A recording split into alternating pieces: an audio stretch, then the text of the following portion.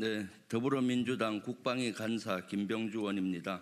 오늘 일본 독도 영유권 주장과 반격 능력 보유 선언에 대한 비판 기자회견을 더불어민주당 국방위 차원에서 실시하겠습니다.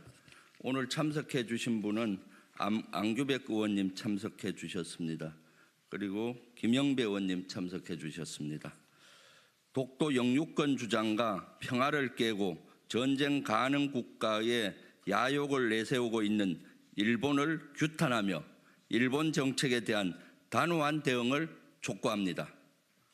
일본이 국가 안전보장 전략과 국가 방위 전략, 방위력 정비 계획 등의 주요 안보 문서를 개정했습니다. 외교 안보 기본 지침을 대대적으로 수정하면서 반격 능력 보유와 독도 영유권을 강도 높게 주장했습니다. 일본의 반격 능력 보유 선언은 본격적으로 선제 타격이 가능한 군사 대국으로 거듭나겠다는 의지의 표명입니다. 제2차 세계대전 패전 이후 지켜온 평화 정신을 버리고 전쟁 가능한 국가로 나가겠다는 의도입니다.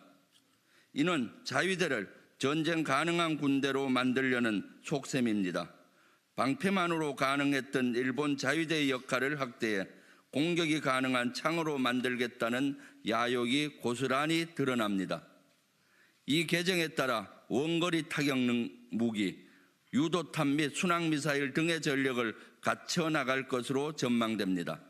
방위비를 GDP의 1% 수준에서 2% 수준으로 늘릴 계획이라고 천명했고 내년도부터 5년간 방위력 정비 비용을 4조엔 약 410조 원 정도로 할 것이라고 방위력 정비 계획에 명시했습니다. 더욱이 일본 정부는 독도를 두고 일본 고유 영토라면서 독도에 대한 영유권 주장도 한 단계 강도 높은 표현으로 적시하고 나섰습니다. 우리 영토 독도에 대한 도발적 성격의 지침 개정입니다.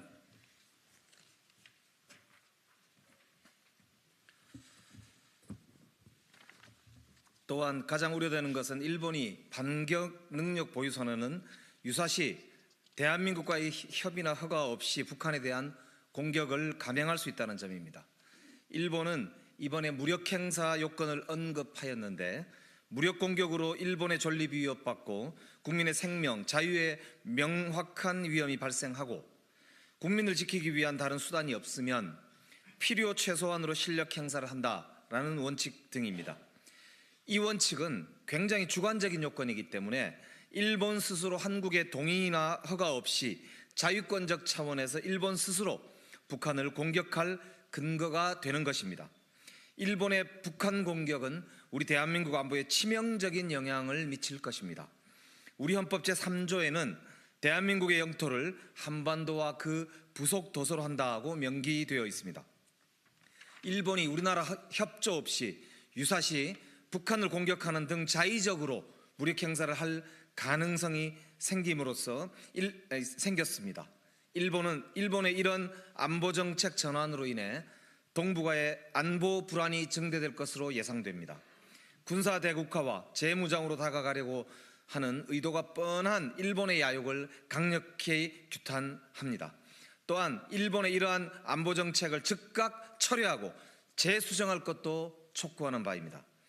이것만이 아닙니다. 일본은 독도를 일본의 고유의 영토라는 표현을 쓰면서 보다 강화되고 도발적인 독도 영유권 주장을 하고 있습니다.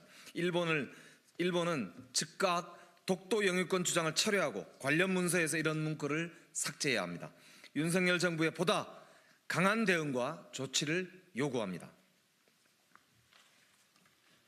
네, 일본 정부의 의도와 구상에 대해 윤석열 정부는 사전에 어떤 조치를 취했으며 이러한 개정에 대해 어떤 노력을 할 것인지를 묻고 싶습니다.